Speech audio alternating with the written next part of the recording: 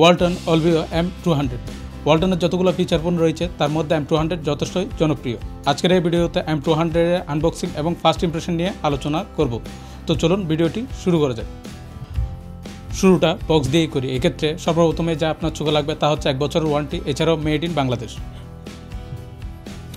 এছাড়াও যে বিষয়গুলো এখানে হাইলাইট করা হয়েছে তার মধ্যে রয়েছে dual SIM, digital camera with video recording, MP3, MP4, 3GB player, memory card up to 32GB, wireless FM radio, torch light, এছাড়াও একটি 1200 mAh এর ব্যাটারি। বাকি 30 ডেজ রিপ্লেসমেন্ট ওয়ারেন্টির কথাও উল্লেখ করা হয়েছে।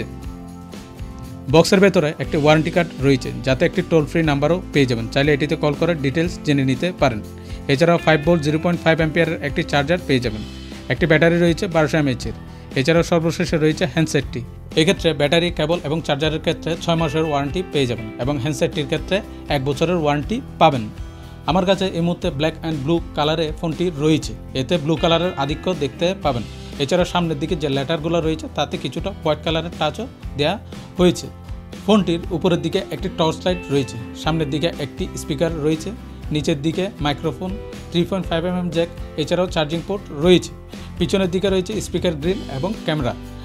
ফোনটির রাইট সাইড এবং লেফট সাইডে কোনো বাটন বা পোর্ট নেই। ফোনটির সামনের দিকে ডিজাইন যথেষ্ট অ্যাডভান্স, ম্যাক্সিমাম মানুষের এটি পছন্দ হতে পারে। ফোনটির ক্ষেত্রে এটি আমার মেইন পয়েন্ট অফ অ্যাট্রাকশন বলে মনে হয়। বাকি পিছনের দিকের ডিজাইন গতানুগতিক অন্যান্য ফোনের মতোই।